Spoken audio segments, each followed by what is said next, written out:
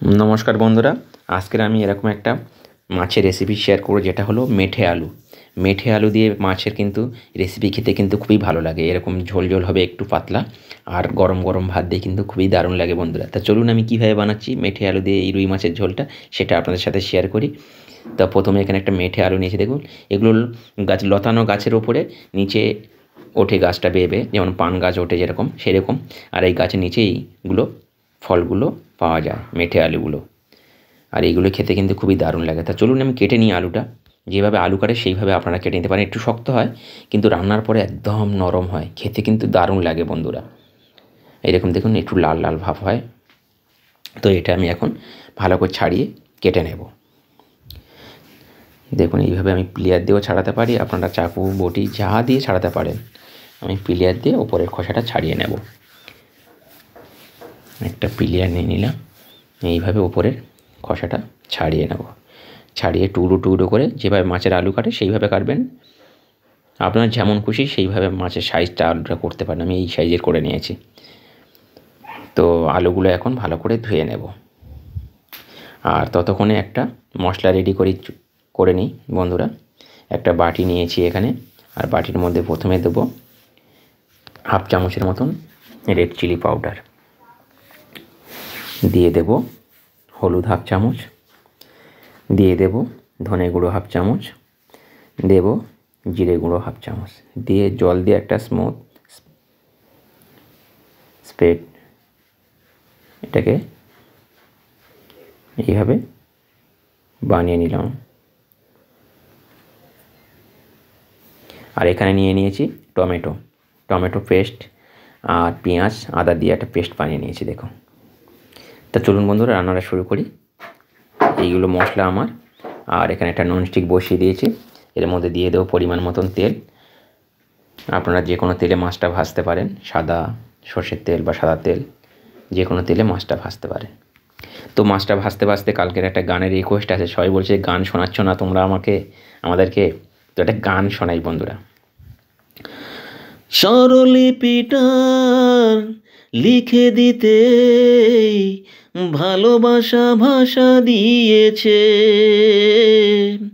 পাছে সে কোথাও কখনো হারায়, প্রেমটাকে বুকে নিয়েছে।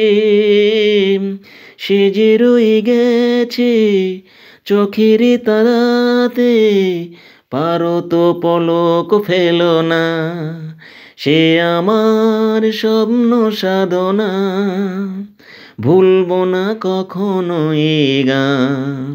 আমি না তুমি না কেউ না, আমি না তুমি না কেউ না। থ্যাংক ইউ বন্ধুরা, থ্যাংক ইউ। এদিকে মাছটাও ভাজা হয়ে গেছে, মাছটা আমি তুলে নিলাম। আর এর মধ্যে দেবো আমি এখন কেটে রাখা মেঠে আলুগুলো কিন্তু সবসময় একটু ভেজে নেবেন বন্ধুরা, ভেজে রান্না করলে কিন্তু দারুণ লাগে। আমি এখন কোনো মশলা দিচ্ছি না, প্রথমে আমি আলুটা বেশ করে ভালো করে ভেজে নেব। যতক্ষণ না লাল লাল করে ভাজছি ততক্ষণ এইভাবে আমি নেড়ে চড়ে ভেজে নেব। হচ্ছে এখন মাঝখানটা একটু ফাঁকা করে এর মধ্যে দেবো পাঁচ ফোড়নটা দিয়ে দিলাম, দিয়ে আবার একটু নাড়াচাড়া করে নিচ্ছি। যখন একটা ভালো গন্ধ ছাড়বে তখন আমি কিন্তু এখানে অ্যাড করে দেব এখানে যে পেস্ট করে রেখেছিলাম আদা পেঁয়াজ আর টমেটোর পেস্টটা এখানে দিয়ে দিলাম। আমি কিন্তু রসুন দিচ্ছি না, রসুনটা মাছের ঝোলে আমার ভালো লাগে না, তাই আমি রসুন এখানে ইউজ করছি না। আপনারা চাইলে দিতে পারেন, না দিতে পারেন। দিয়ে আমি ভালো করে এটা কষাতে থাকবো যতক্ষণ না তেল ছাড়ছে। আর ওপর থেকে দিয়ে দেবো 4-5টা কাঁচা লঙ্কা, জাস্ট একটু চিড়ে দিয়ে দিলাম। আর এখানে যে মশলাটা রেডি করে রেখেছিলাম ধনে জিরে হলুদ লঙ্কা জল দিয়ে গুলে রেখেছিলাম সেটাও দিয়ে দিলাম। দিয়ে আবারও বেশ কিছুক্ষণ আমি এটা নাড়তে থাকবো, যতক্ষণ না তেল ছাড়ছে ততক্ষণ ধরে আমি এইভাবে নাড়তে থাকবো। যখন ওপর দিয়ে তেল ছেড়ে দেবে তখন আমি এখানে অ্যাড করে দেব স্বাদ মতন লবণটা আপনারা আগে পিছু দিতে পারেন, আমি একটু পরে দিলাম লবণটা দিয়ে আবারও একটু নাড়াচাড়া করে নেব। দেখুন অলরেডি তেল ছেড়ে দিয়েছে এরকম। আর এইভাবে নাড়াচাড়া করার পরে আমি এখন দিয়ে দেব মিক্সার ধোয়া জলটা দিয়ে দিলাম। আরও একটু জল লাগবে, ঝোল যেমন খাবেন সেই অনুপাতে আপনারা জলটা দেবেন। আমি বেশি ঝোল পছন্দ করি না, আমার মাখা মাখা খেতে খুব ভালো লাগে। তো এইরকম জল দিলাম, দিয়ে আমি এখন ঢাকা চাপা দিয়ে দেবো 15 মিনিটের জন্য।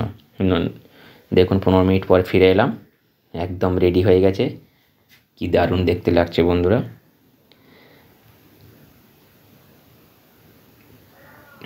মাছটাও দিয়ে দিয়েছি।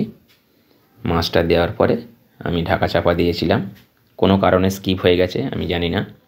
তো মাছটা দেওয়ার পরে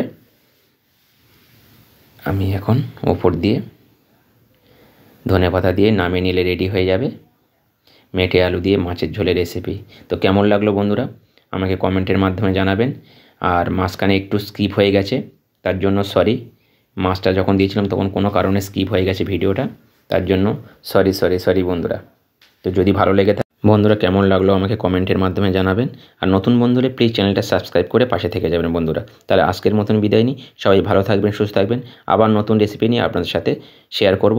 বাই বাই, টাটা বন্ধুরা, সবাই ভালো থাকবেন, সুস্থ থাকবেন।